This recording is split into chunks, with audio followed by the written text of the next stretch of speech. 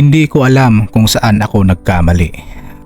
Sa araw na iyon, pumasok ako sa opisina na parang ordinaryong empleyado lang.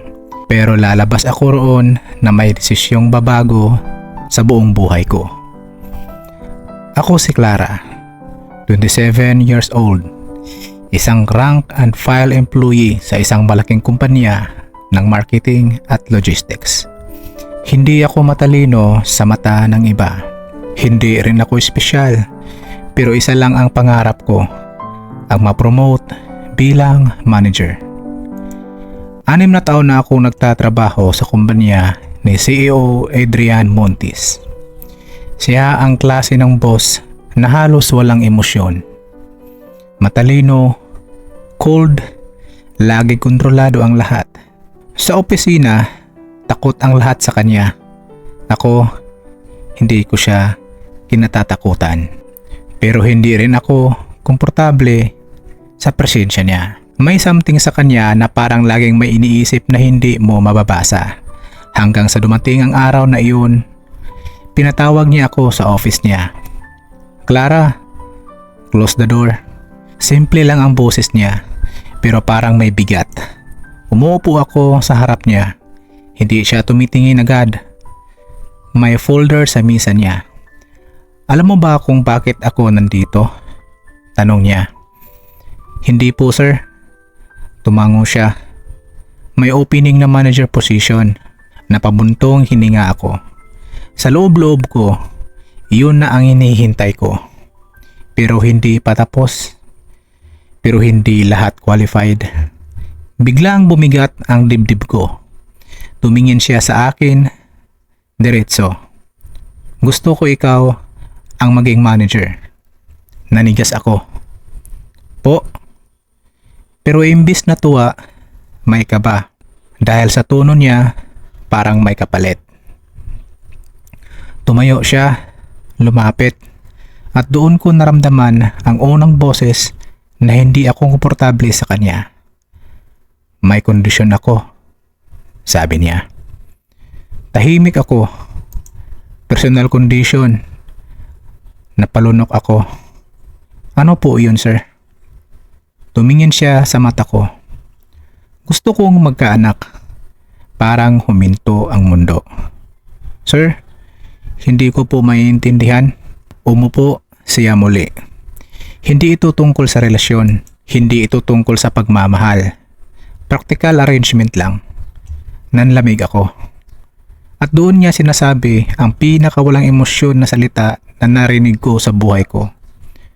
Gusto kong ikaw ang maging ina ng magiging anak ko. Akala ko joke. Akala ko tasting lang. Pero hindi siya tumawa. Hindi siya kumurap. Seryoso siya.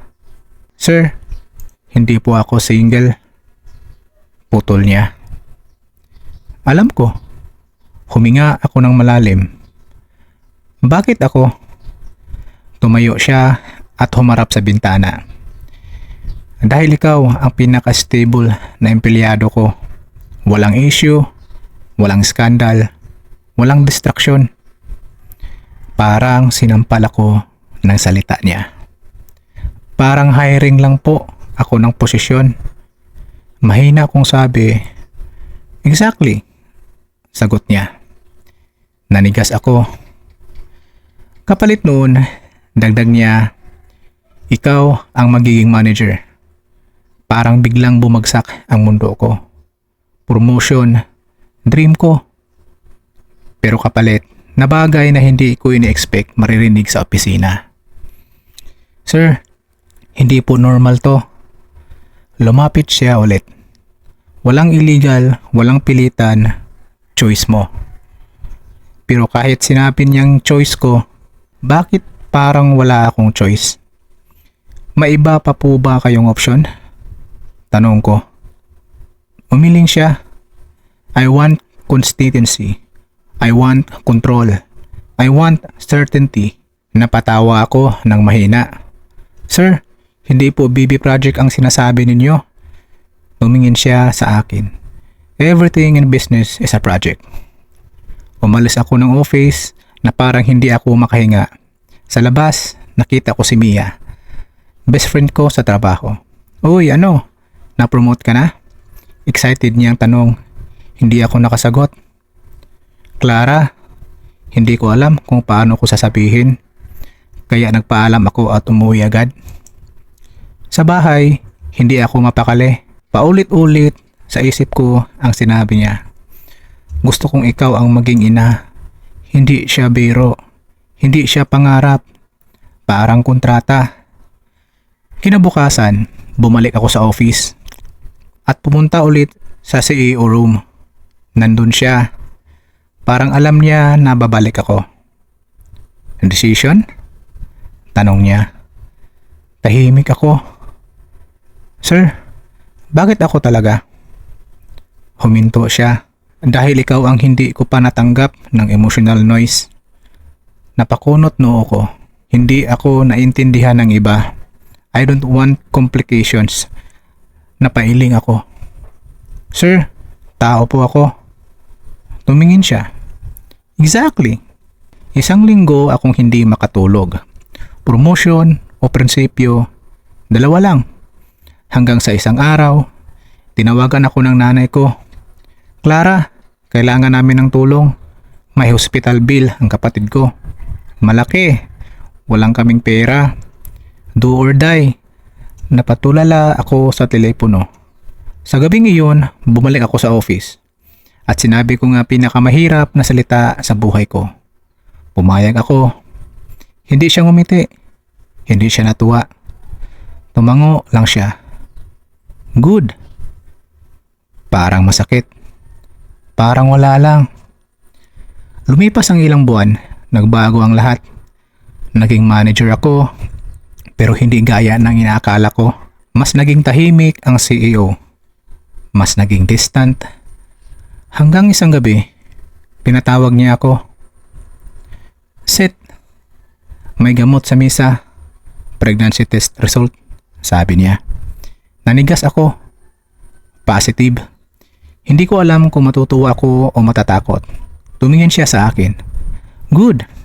Isang salita pero sa loob ko may kumikirot. Lumipas ang mga linggo, mas naging complicated ang lahat. Hindi na ito arrangement lang. May moments, may silence, may tiningnan na hindi dapat. Isang gabi, nadatnan ko siya sa office. Umiinom mag-isa. Sir, bakit nandito ka pa? Tanong niya. Uuwi na po ako. Tumigil siya. Clara, kapag nandito ka, hindi ko naiisip ang trabaho. Natigilan ako. Sir, hindi ito bahagi ng arrangement. Hindi ito bahagi ng agreement. Tumayo siya. Lumapit. Mas malapit kaysa dati. At doon ko na-realize, hindi na ito tungkol sa promotion. Hindi na ito tungkol sa kontrata. May mali na.